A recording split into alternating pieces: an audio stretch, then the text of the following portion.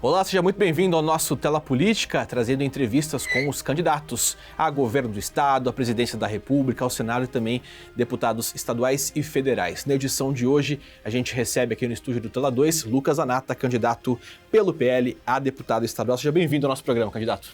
Muito obrigado, Casagrande. Obrigado pela oportunidade, toda a equipe SBT de estar aqui com vocês, é um prazer. Bom, vou começar falando um pouquinho da sua trajetória política local.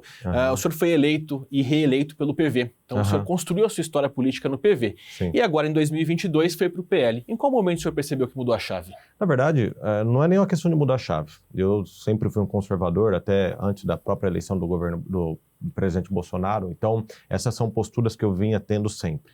Mas é notório no país que há uma dificuldade muito grande de você estar numa legenda ideológica daquilo que você acredita. E sim, muitas vezes, principalmente nas municipais, onde você consegue, com um grupo, ter um espaço para poder concorrer numa legenda.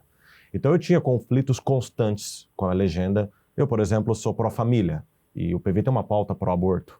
Eu tenho uma defesa muito grande, da qual eu acredito piamente, de o quanto o agronegócio brasileiro ele é conservador ambiental, o maior conservador ambiental, e o PV trabalhava totalmente ao contrário. Então era um convívio até difícil. Por quê? Porque a legislação brasileira exige que você esteja num partido para concorrer, e assim também a criação de pequenos partidos para concorrer municipalmente é impossível. Não existe essa possibilidade.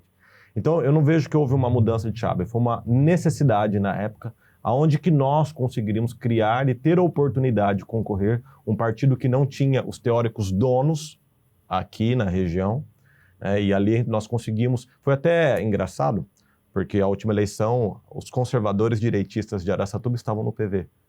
E não era uma questão ideológica, era uma necessidade legal. Vocês usaram o partido, então? Sim, nós precisávamos de um partido para poder sair, porque nós não tínhamos um partido. Como até hoje não conseguimos ter o Aliança pelo Brasil, então nós precisávamos de um partido para poder sair. E ali nós trabalhamos e entramos em conformidade com a legislação. Não demorou muito para poder fazer essa mudança? Talvez no fim do primeiro mandato ou no meio do primeiro mandato? Mas não tínhamos opções. Até quando nós nos questionávamos para onde que nós iríamos, por exemplo, teoricamente seria o PSL, que era o partido qual o presidente foi eleito. Mas já naquele momento o presidente não fazia mais parte do PSL, não iria ficar no PSL. Tanto que existe hoje, e houve até pouco tempo, um interesse da liderança do PSL de apoiar o Lula. E para nós seria algo, um tiro no pé. Então nós não tínhamos uma opção, na qual falamos, aqui é um partido que nos representa. Então, hoje nós estamos no PL como presidente, e essa é o nosso caminho, a nossa postura como um grupo conservador, mas o conservadorismo e a direita brasileira tão grande, ela ainda sente, né, que ela precisa de ganhar mais espaço nos partidos ou ter mais partidos com essa ideologia, com esse posicionamento. São mais de 30 siglas partidárias no momento, e você está dizendo que o conservadorismo, enfim, que a direita é muito forte. Por que não ter mais siglas com essas características? Porque a legislação ela é muito complicada para que você possa lançar um partido. Nós percebemos que o Aliança pelo Brasil ia ter todas as dificuldades possíveis dentro do judiciário para poder realmente estar legalizado e poder concorrer. É necessário que haja todo um movimento em vários estados, com o mínimo de coeficiente, pessoas ali fazendo as assinaturas. Eu acho isso até uma dificuldade à democracia. Por quê? Eu sou favorável a que você possa ter um partido municipal para concorrer às eleições municipais.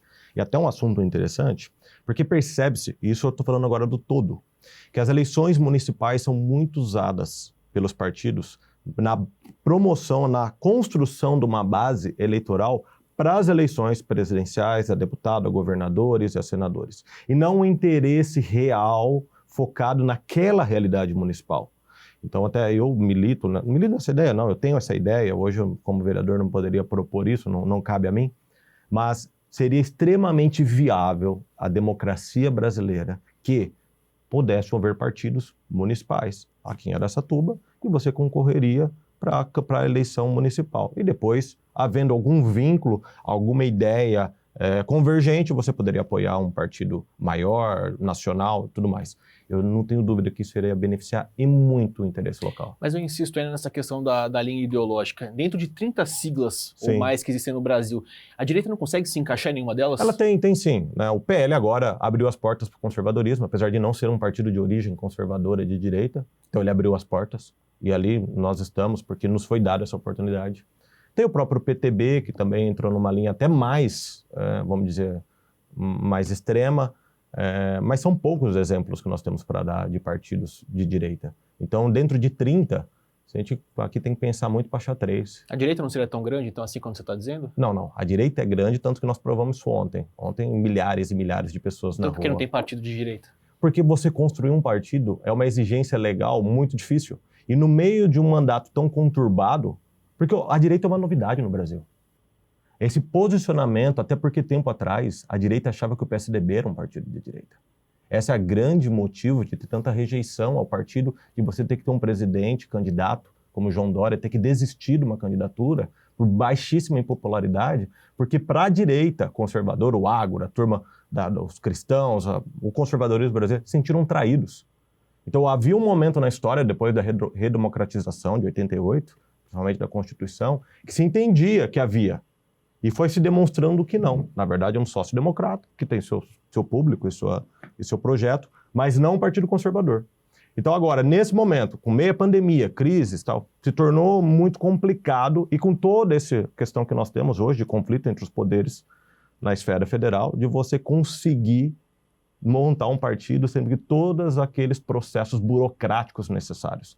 Mas eu não tenho dúvida, é um início que eu acho que a direita se entende há poucos anos, ela como um projeto político, é algo recente, mas para a história futura do Brasil vai ser algo grande e com uma maior representatividade e aprendendo a lidar com o poder. Isso acho que é interessante. A direita não sabe ainda governar o país? Não, pelo contrário, a direita está aprendendo a lidar com modos burocráticos que há na estrutura de poder. Pelo contrário, o Brasil está em superávit. Nossos estatais estão dando lucro como nunca deram. O modelo econômico da direita é o que mais funciona. E aonde foi implementado, onde teve mais prosperidade. Quais seriam esses entraves que você citou? Você tem um entrave, por exemplo, burocrático eleitoral. Quando que essas pessoas que hoje vão nas ruas se dedicaram à política dessa forma? O número de pessoas como eu nunca pensei em entrar na política. Por mais que fale que é um segundo mandato, na história toda da política brasileira é um projeto que está começando. Pela história da política brasileira. E nós vamos ganhando know-how em como operar a política, como operar essa legislação de 88, que é extremamente burocrática e estatizante, numa ideia mais liberal de economia. Então essa é a questão, é como se ter uma ideologia, ter uma ideia, ter valores e se adequar a uma estrutura já existente, que tem, na sua conjuntura, uma estruturação diferente, é necessário que você vá se adequando e ganhando know-how. Então eu falo não na questão de capacidade, não, a capacidade está aí. Tanto que nós temos esses melhores índices econômicos no momento, e o Brasil é o único país nesse momento que está crescendo e tendo deflação. Isso é um sinal. Agora, claro, agora, lidar com a burocracia é uma dificuldade que a direita tem, pelo pensamento liberal. Bom, vamos mudar um pouco de assunto. O senhor é defensor do agronegócio, falou inclusive na primeira introdução aqui do nosso assunto.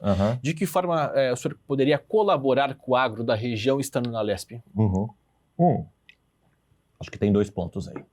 Um ponto importante é que houve um aumento do ICMS do agro e de todo o estado de São Paulo no ano passado. O nosso agro em São Paulo é muito forte. E nós temos grandes produtores, mas também tem pequenos e médios produtores. Eu me lembro que eu vou contar uma história, eu estava no sul e vendo a produção de uva, e me espantou quando eu via a quantidade de toneladas que se produzia de uvas por causa da Embrapa ali instalada em Bento Gonçalves. A Secretaria de São Paulo tem institutos de pesquisa e tem pessoas altamente qualificadas, né, para pesquisas técnicas e na área da produção. E nós precisamos, e esse setor tem se sentido desassistido por parte do governo, deixado de lado. E é necessário que haja um maior investimento em pesquisa, para que a produtividade por hectare, e isso concernente ao número de pequenos produtores que nós temos, que eles possam ter uma maior rentabilidade. Então, tecnologia, numa terra fértil como a de São Paulo tem terras férteis, muito férteis. Apesar de a gente ver muita cana, há muito pequenos produtores. Então dá a eles esse investimento junto ao governo do estado de São Paulo, que já tem essa estrutura, que tem sucateado. E que eles possam ter maior tecnologia para produção por hectare. Eu tenho certeza que nós possamos ter números tão impressionantes quanto a região de Bento Gonçalves, no Rio Grande do Sul, conseguiu, por exemplo, no seu foco que é a uva. Mas aqui nós produzimos de tudo. Nós temos condições de produzir de tudo. Então esse é um dos parâmetros, dos valores que eu quero lutar pelo agronegócio. E uma outra questão, logística. Nós precisamos de uma melhor logística de escoamento. Exemplo, ferrovia. Por quê? Porque a nossa região, de certa forma, ela está distante da capital do grande público consumidor. Ela tem capacidade de produzir para si, para a capital, para o Brasil, inclusive para a exportação. E o custo de escoamento é muito alto, né? Por conta de pedágios, enfim, custo de O combustível. custo, sim. Você imaginar o quanto que hoje um caminhão paga só para chegar em São Paulo. Então isso tem que ser visto porque nós temos condições.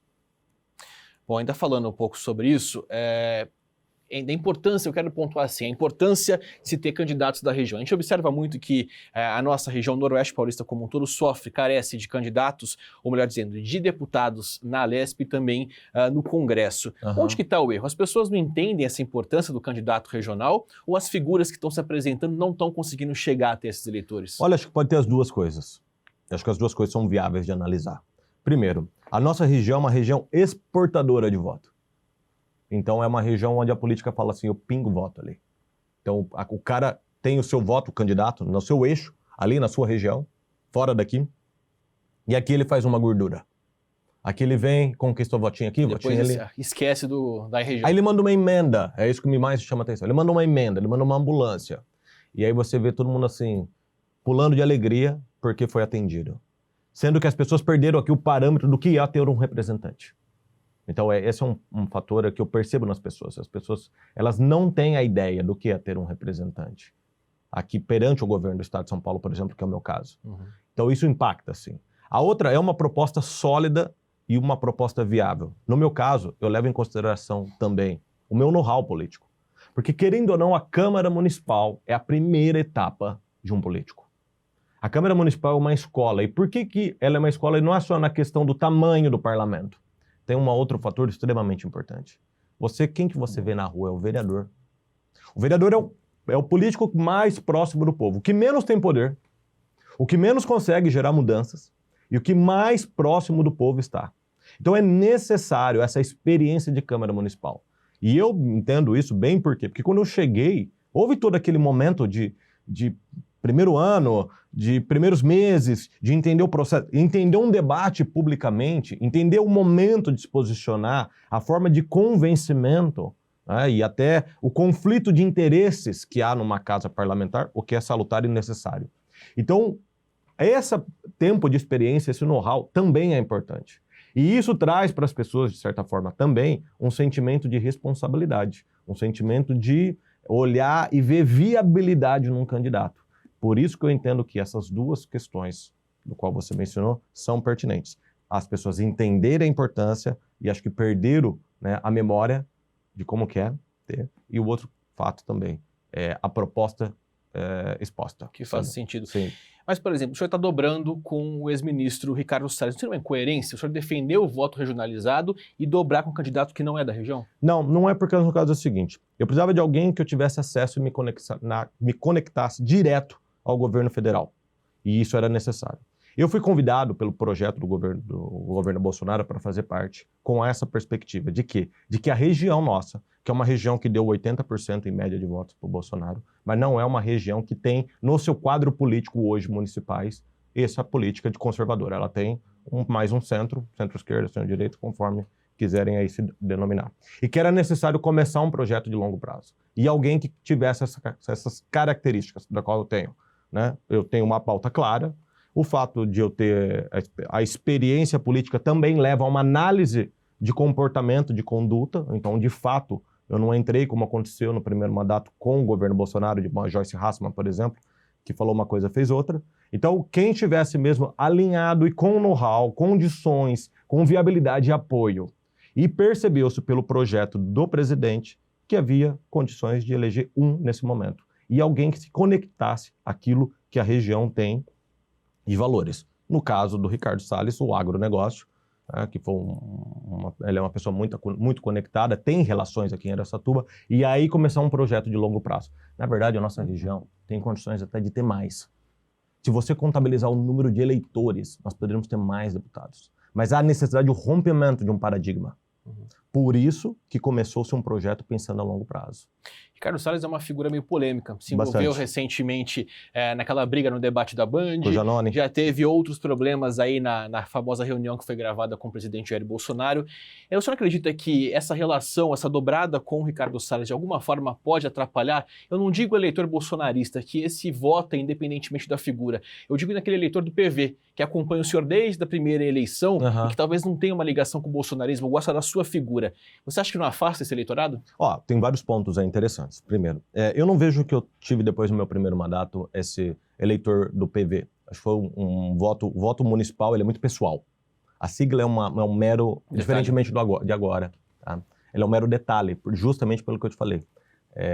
A composição que se faz numa campanha municipal, ela é diferente. Então eu não vejo que eu tenho esse eleitor, ou que eu tinha, principalmente no último mandato, na última eleição.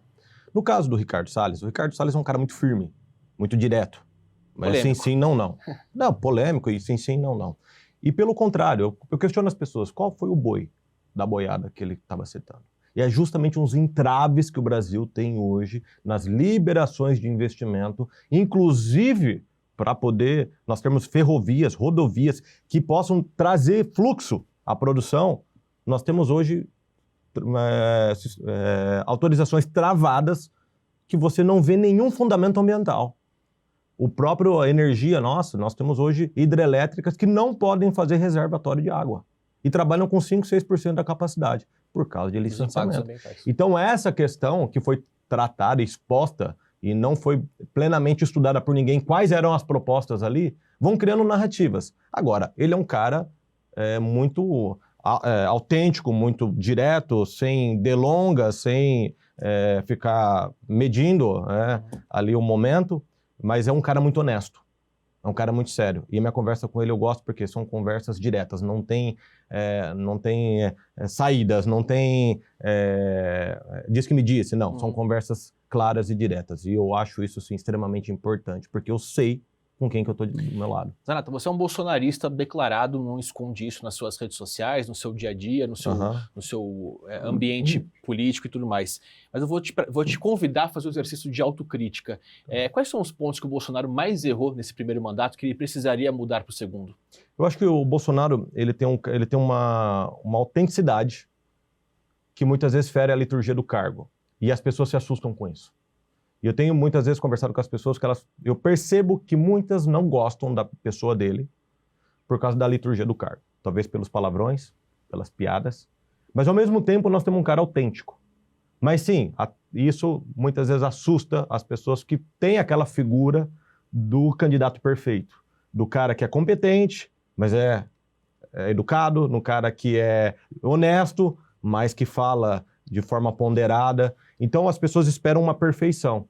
E nessa questão dele, da autenticidade, da qual ele é o mesmo, na frente e fora das câmeras, ele acaba muitas vezes chocando as pessoas. Mas a minha colocação sempre sobre isso é muito clara.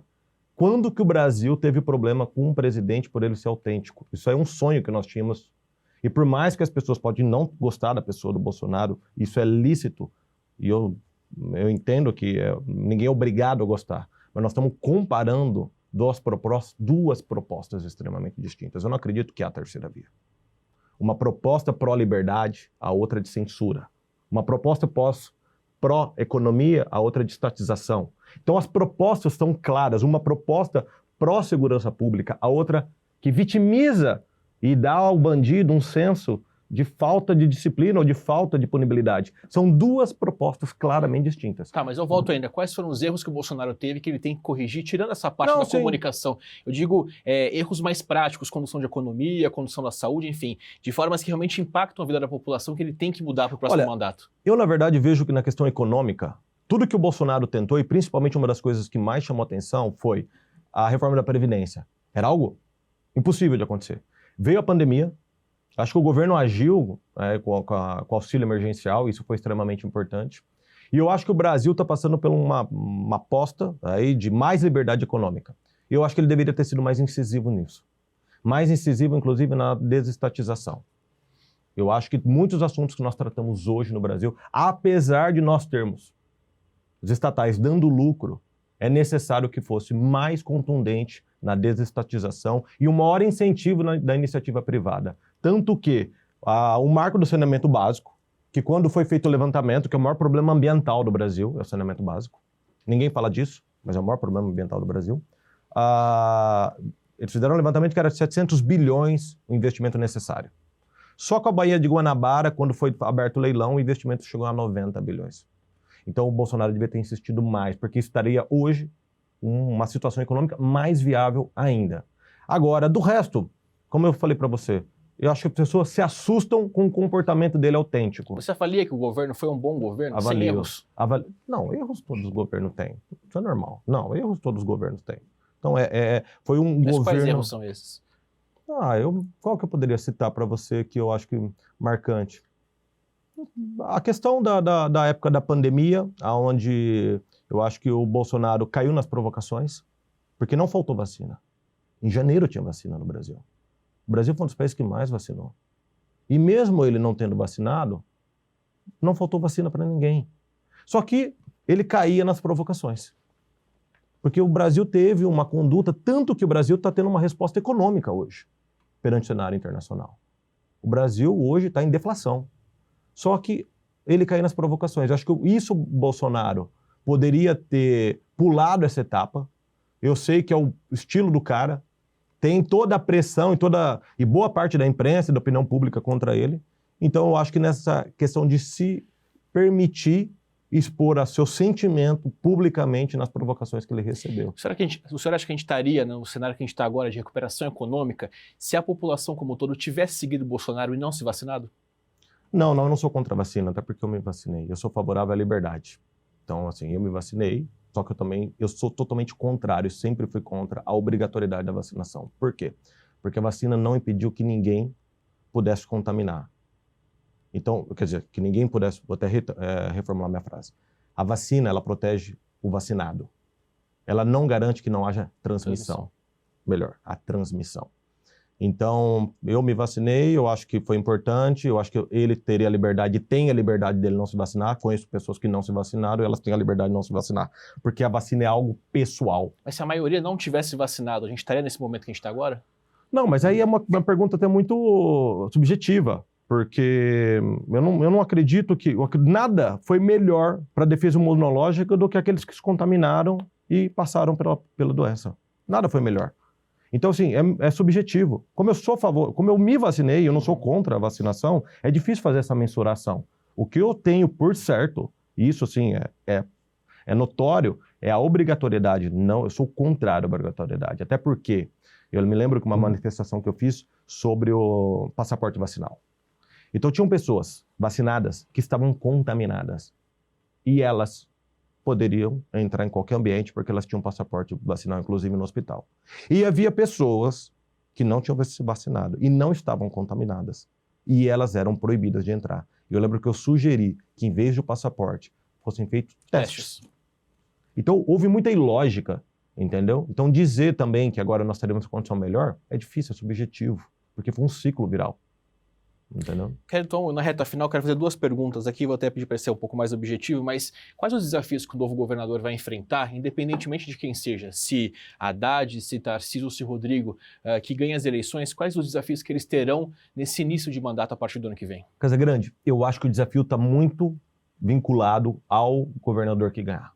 Porque o Rodrigo Garcia vai ter que dar continuidade, tentar apagar a imagem do João Dória, né? E o mesmo padrão político que está sendo feito há décadas teria que continuar. O Haddad vai ter que lidar com um estado do qual o PT nunca ganhou. Um estado que tem um interior muito forte, onde o interior de São Paulo é mais forte que a capital. E ele ia ter que lidar com uma rejeição imensa, imensa. Então, e até porque eu não acredito na vitória do Haddad. Eu acho que isso não passa de uma fantasia. E o Tarcísio teria esse choque, né, de uma mudança até de percepção econômica, de uma diminuição do Estado, uma diminuição tributária do Estado de São Paulo, e foi uma coisa até que eu conversei com ele sobre isso. A intenção dele é propor uma reforma tributária antes do governo federal, que é extremamente importante, principalmente para a nossa região. Por quê? Nós aqui vivemos no meio de uma guerra fiscal. Grandes empresas estão abrindo nos estados vizinhos, como é o caso do Mato Grosso. E é extremamente importante que o ambiente econômico, não só pelo incentivo fiscal ou pela diminuição, porque o São Paulo é um estado caro, que haja uma diminuição no custo São Paulo, como na questão logística e também crédito. Então, essa questão fiscal, que para mim é um assunto seríssimo em relação a São Paulo, que vem perdendo empregos e indústrias para os outros estados, depende da política. Porque se você tem o Haddad, a probabilidade pode ser até um aumento do tributo, porque é uma proposta estatizante. Se você vem em Rodrigo Garcia, é o mesmo projeto, até porque ele estava junto com o Dória no aumento de 3.200 itens que nós tivemos. E se tem o Tarcísio, você vai ter uma redução de tributo e um incentivo à reindustrialização do Estado. Então, assim, são propostas distintas e aí elas vão, pela distinção de cada proposta, diferente vai ser o desafio. A gente encerrar 30 segundos, por que Zanata deve receber o voto de quem está acompanhando a gente? Porque eu já tenho experiência política. Porque eu já estou acostumado a lidar com a vida pública e é um novo patamar que a nossa região precisa. As minhas pautas são claras e eu peço para todas as pessoas, me investiga. Dá uma olhada no meu histórico, tira referência da minha vida. Por quê? Porque vocês vão ver alguém que foi pautado numa coerência, o que eu falo aqui. E quando às vezes que errei, fui humilde e fui direto em me desculpar e tentar reverter aquilo que foi feito, mas eu conheço essa região, eu nasci aqui. A família minha está aqui há décadas, inclusive de fundadores, porque eu amo essa região. Já estive fora e voltei para cá porque eu gosto muito e a nossa região é rica. E é necessário alguém que veja os valores que há na nossa região, a nossa capacidade produtiva, da indústria, do comércio, do agronegócio, a nossa falta de apoio na saúde e que essa região seja vista e não mais viver à margens da política. E eu me sinto mais do que qualificado e experiente para isso. Muito obrigado pela participação aqui no programa. Eu que agradeço. Obrigado pela oportunidade. Pessoal que nos acompanha, não importa a tela, pela TV, computador, tablet ou televisão, claro, pode acessar as outras entrevistas dessa temporada. É só acessar tela2.com.br. A gente se vê na próxima. Até lá.